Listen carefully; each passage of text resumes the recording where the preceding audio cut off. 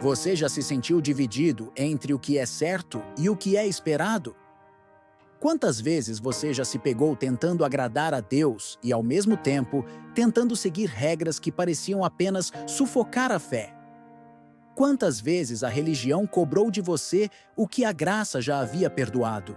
E se eu te dissesse que essa tensão entre lei e fé, entre imposição e revelação, já dividiu a própria igreja primitiva e que a resposta para isso pode mudar radicalmente a sua caminhada com Cristo?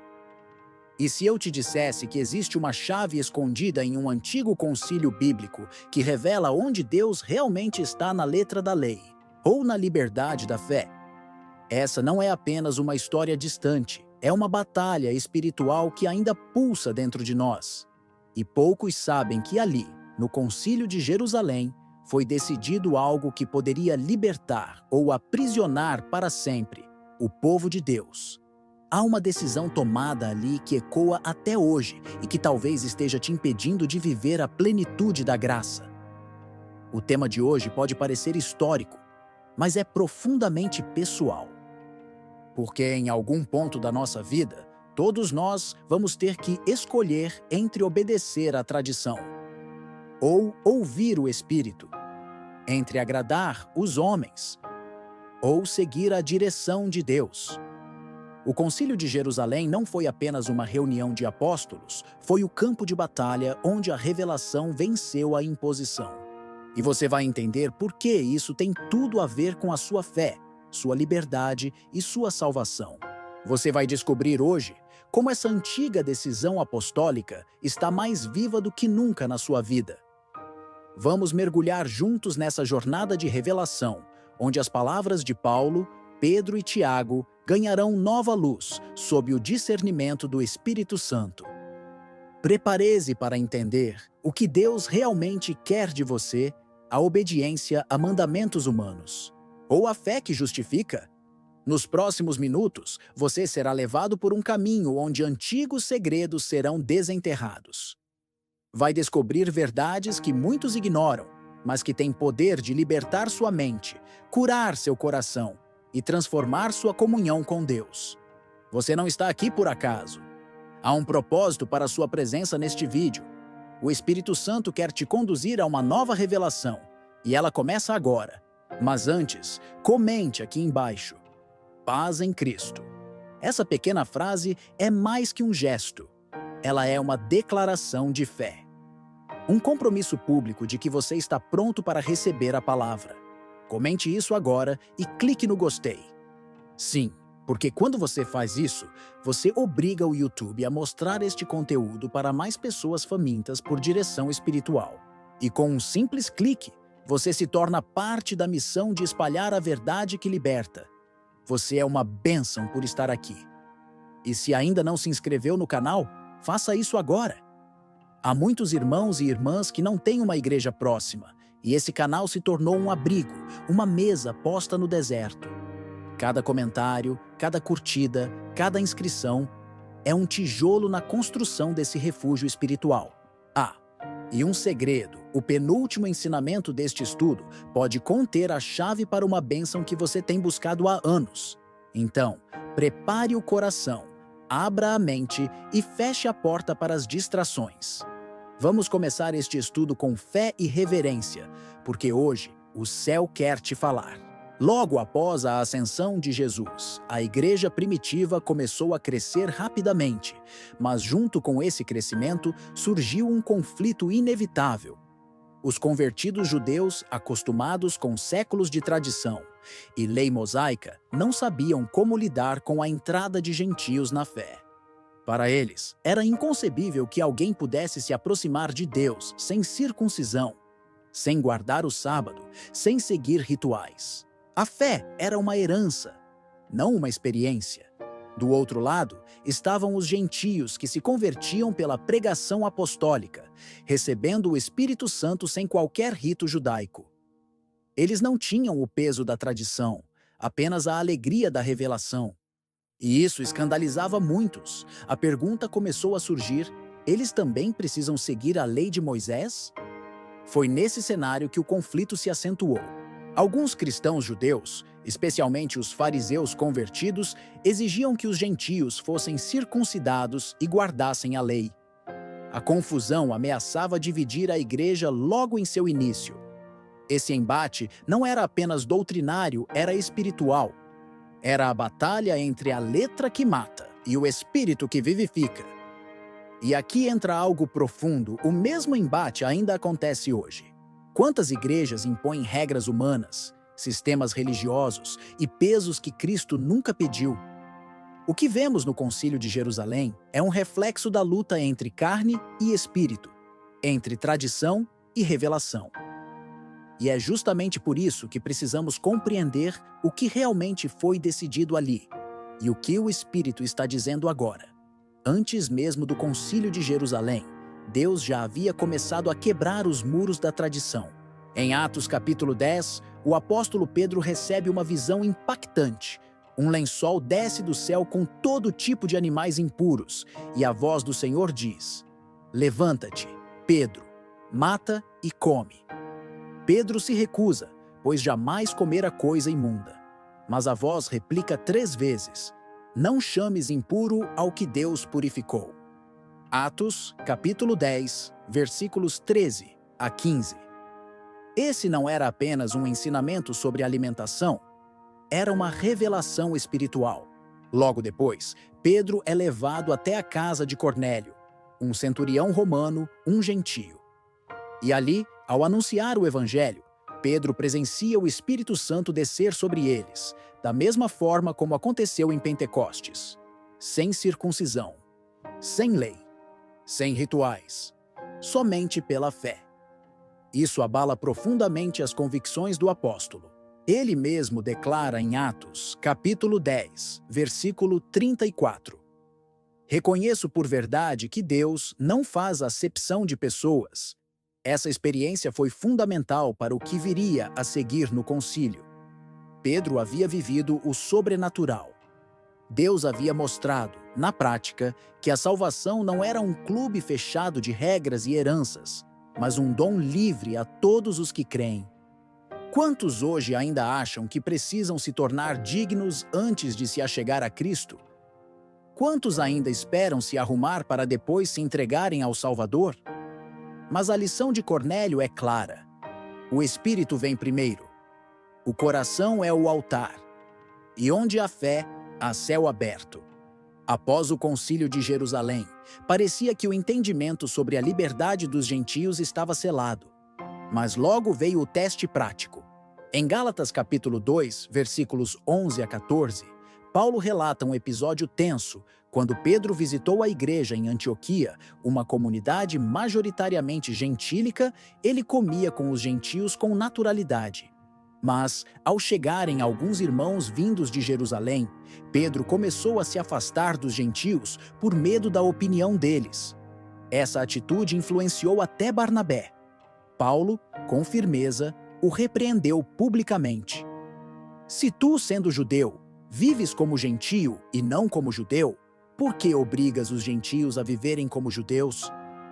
Essa não foi apenas uma correção entre irmãos. Foi um divisor de águas na caminhada da igreja primitiva. Pedro, mesmo tendo vivido a experiência com Cornélio, ainda vacilava entre a graça e o medo de ferir tradições. Isso mostra como, mesmo líderes cheios do Espírito, ainda enfrentam lutas internas entre a fé revelada e os velhos costumes. Quantos de nós também mudamos nosso comportamento dependendo de quem está por perto? Quantas vezes silenciamos a liberdade do Espírito por causa da pressão religiosa? O que Paulo fez aqui foi corajoso. Ele confrontou o risco de voltar à escravidão da aparência e reafirmou a centralidade da cruz. Não se tratava mais de parecer justo, mas de viver pela fé. Fé e conveniência não andam juntas. Quando Jesus expirou na cruz, algo extraordinário aconteceu no templo. O véu do santuário se rasgou de alto a baixo. Mateus capítulo 27, versículo 51. Esse véu não era apenas um pano. Ele representava a separação entre Deus e os homens, a distância entre o Santo dos Santos e o restante da humanidade. Só o sumo sacerdote podia ultrapassá-lo, uma vez ao ano, com sangue em mãos. Mas, com a morte de Cristo, esse símbolo da lei que segregava, impunha limites e exigia mediações foi rompido pelo próprio Deus. O Concílio de Jerusalém discutia precisamente isso, ainda que não percebessem o véu já havia sido rasgado. Continuar impondo rituais da lei sobre os gentios era como costurar novamente aquele véu. A graça abriu um caminho vivo e novo, acessível a todos, não pela carne nem por tradições, mas por meio de um novo nascimento. Cristianismo verdadeiro não é uma reforma externa, mas uma transformação interior operada pelo Espírito. E você? Já percebeu que não há mais um véu entre você e Deus? Ou ainda vive como se fosse indigno de entrar na sua presença? O maior engano do diabo hoje não é o pecado declarado, mas a tentativa de nos manter atrás de um véu que já não existe. Quando aceitamos a Cristo, o caminho foi aberto. Não precisamos mais de um ritual, de uma cerimônia judaica, de um sacrifício anual. Precisamos de fé viva, fé que clama: Pai, aqui estou, não por mérito, mas por sangue derramado. Pedro e os demais apóstolos precisavam reconhecer: a cruz mudou tudo. E muitos hoje ainda precisam aceitar essa verdade. Não é a obediência cega a regras que nos justifica, mas a fé que age pelo amor. Você tem vivido como quem está diante do trono da graça? Ou ainda está se escondendo atrás de véus que Cristo já rasgou? Em Atos capítulo 10, Pedro tem uma visão que escandalizaria qualquer judeu fiel à lei. Um lençol desce do céu contendo todo tipo de animais considerados imundos pela tradição mosaica. Uma voz lhe diz: Levanta-te, Pedro, mata e come. Pedro recusa, dizendo que jamais tocou em algo impuro. Mas o Senhor responde com firmeza: Não chames impuro ao que Deus purificou. Essa visão não era sobre alimentação, mas sobre pessoas. Era sobre Cornélio, um centurião gentio que temia a Deus. Era sobre você. Era sobre mim. O Concílio de Jerusalém aconteceria anos depois dessa visão. Ainda assim, muitos não haviam compreendido o que Deus já havia revelado. Ele mesmo estava chamando, lavando, selando com o Espírito Santo aqueles que a lei dizia estarem excluídos. Branham enfatizou essa verdade quando disse que o plano de Deus nunca foi segregador, mas redentor, sempre mirando o eleito, onde quer que estivesse. O que Pedro viu no lençol era a desconstrução da tradição e a manifestação da eleição. Essa visão também revela como é difícil abandonar velhos paradigmas. Mesmo Pedro, cheio do Espírito Santo, relutou. Mas o Espírito insistiu, e Pedro teve que se levantar e ir à casa de um gentio. Quantas vezes o Espírito também nos pede para sair da estrutura confortável da religiosidade e irmos ao encontro de alguém que julgávamos de fora? Será que você também não tem chamado de impuro o que Deus já purificou? Será que ainda não aprendeu a ver com os olhos do Espírito? A fé que nasceu da cruz não se baseia em listas do que é puro ou impuro, digno ou indigno. Ela se baseia em ouvir a voz de Deus. E essa voz hoje continua dizendo: O que eu purifiquei, não chames de comum. O Evangelho é escândalo para os legalistas porque ele convida quem ninguém convidaria e salva quem ninguém acreditava que poderia ser salvo. É por isso que a graça é tão poderosa. Ela quebra categorias e abre portas que jamais seriam abertas pela força da lei. Quando as tensões estavam mais altas e os ânimos divididos no concílio, Tiago, líder da igreja em Jerusalém e irmão do Senhor, levantou-se com palavras que selariam o espírito da reunião. Ele não escolheu um lado para agradar aos homens, mas apontou para as Escrituras e para os frutos visíveis do Espírito entre os gentios. Citou os profetas: Depois disto voltarei e reedificarei o tabernáculo caído de Davi. Atos capítulo 15, versículo 16. Com isso, afirmou que o que estava acontecendo não era novidade, era cumprimento da promessa. Tiago reconheceu que Deus estava fazendo algo novo, mas sem desprezar as raízes. Ele propôs uma sabedoria conciliadora que não se impusessem aos gentios os fardos da lei, mas que também não se ignorassem princípios morais fundamentais. A decisão foi baseada não apenas na letra, mas no discernimento espiritual. A letra mata, mas o espírito vivifica. E é isso que vemos em Tiago Vida e Sabedoria, caminhando lado a lado. Muitas vezes, queremos que Deus funcione conforme nossos esquemas, nossas tradições. Mas o Espírito é como o vento sopra onde quer. Tiago reconheceu isso. Ele entendeu que preservar a comunhão da igreja era mais importante do que manter tradições que o próprio Deus estava desatualizando. Tiago foi a ponte. Ele entendeu que entre o zelo e a liberdade deveria haver o amor. E é o amor que define a verdadeira fé. Hoje, Deus ainda levanta Tiagos, homens e mulheres que sabem escutar o Espírito antes de defender regras. Gente que busca preservar a unidade, mesmo quando as opiniões divergem. Gente que olha para os frutos, não para a aparência. E você? Tem sido ponte ou muro?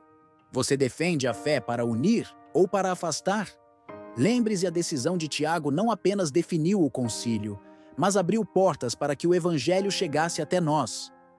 O momento final do concílio foi selado por uma frase que deveria ecoar por toda na história da igreja. Pareceu bem ao Espírito Santo e a nós. E Atos capítulo 15, versículo 28. Esta frase revela algo extraordinário. Não foi uma simples votação ou consenso humano. Foi uma decisão tomada em profunda sintonia com o Espírito de Deus. E esse é o maior segredo por trás da autoridade espiritual. Não é grito, nem maioria, é alinhamento com o céu. A carta enviada aos gentios levava alívio, mas também honra. Alívio por livrá-los do jugo da lei que os mestres judaicos queriam impor. Honra, porque ela não os tratava como inferiores, mas como irmãos em Cristo. Não havia imposição de fardos religiosos, apenas um convite à santidade, a separação dos ídolos, do sangue e da fornicação, o essencial para manter a comunhão e a consciência limpa diante de Deus e dos homens. Não é o que você faz que te salva, é o que você crê. Mas se você crê de verdade, isso mudará o que você faz. E é isso que essa carta carrega: fé verdadeira, que produz vida transformada. A decisão do concílio libertou os crentes gentios, abriu portas para o evangelho alcançar as nações e ensinou algo eterno que o Espírito Santo ainda governa a igreja. Talvez hoje você esteja esperando que alguém tome uma decisão por você. Talvez esteja à beira de abandonar tudo por causa do peso da religião. Mas Deus está dizendo: pareceu bem ao Espírito Santo. E se parecer bem a ele, descanse. Não é preciso carregar o que Deus não impôs. A cruz já foi pesada o suficiente para que você não precise viver debaixo da culpa, da performance, do medo. A carta foi escrita para eles, mas a liberdade foi deixada para nós. Você chegou até aqui. Isso já te coloca entre aqueles poucos que têm sede verdadeira da verdade. E eu quero te parabenizar por isso. Porque este vídeo não foi só mais um conteúdo, foi uma convocação do Espírito Santo. Uma convocação para que você, assim como os apóstolos e presbíteros em Jerusalém, se posicione. Fé ou lei? Liberdade ou peso religioso? Graça ou esforço humano? Não há como ficar neutro diante de um chamado divino como este. Agora eu te convido a comentar aqui embaixo a frase "Eu escolho a fé que liberta". Comente isso para que eu saiba quem são os escolhidos, quem são os que receberam esta mensagem como uma carta pessoal do céu. Não deixe passar esse momento. Seu comentário é mais do que uma frase, é um ato de fé. É uma confirmação de que você não apenas assistiu, mas participou ativamente dessa jornada espiritual. E já que você chegou até o final, entenda que isso não foi por acaso.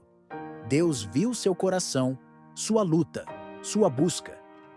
E Ele quer usar você para impactar outras vidas. Mas como? Compartilhando este vídeo, enviando esta palavra a quem está em dúvida, preso na culpa, tentando agradar a Deus com regras que Ele nunca pediu. Você pode ser um elo na libertação de alguém, basta compartilhar. Inscreva-se agora no canal.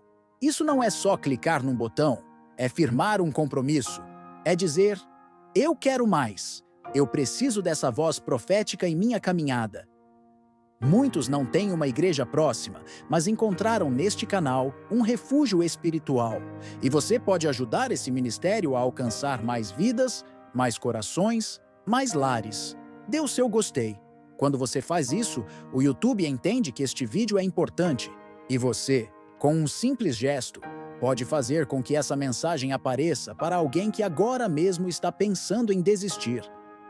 E mais ao se inscrever, você ativa um alarme espiritual. Um lembrete divino de que há mais alimento esperando por você aqui. Você se lembra do que eu te disse no início? Que o penúltimo ensinamento deste vídeo poderia conter a chave para desbloquear uma bênção na sua vida? Pois bem, se você sentiu algo no coração quando falamos sobre a carta do Espírito Santo, sobre a liberdade que ela traz, então saiba, essa pode ser sua senha. Sua senha para a paz que você tanto busca, para a leveza que você precisa. Agora, não pause esse vídeo ainda. Fique comigo até o último segundo, porque quando você sai antes do fim, você corre o risco de sair sem a última gota de unção, sem a última palavra que o Espírito preparou só para você. E se você chegou até aqui, é porque Deus tinha algo específico reservado para o final. Chegamos ao fim de mais uma jornada. Mas o fim de um vídeo nunca é o fim da revelação. É apenas o início da transformação. Você, que ouviu palavra por palavra, verso por verso, não saiu ileso. Algo dentro de você foi tocado. Talvez leve, talvez profundo. Mas foi Deus. E quando Deus toca, Ele nunca faz por acaso. Você faz parte de uma geração que está entre a espada da religião e o abraço da fé. E hoje, ao escolher ficar até o fim, você mostrou de que lado está.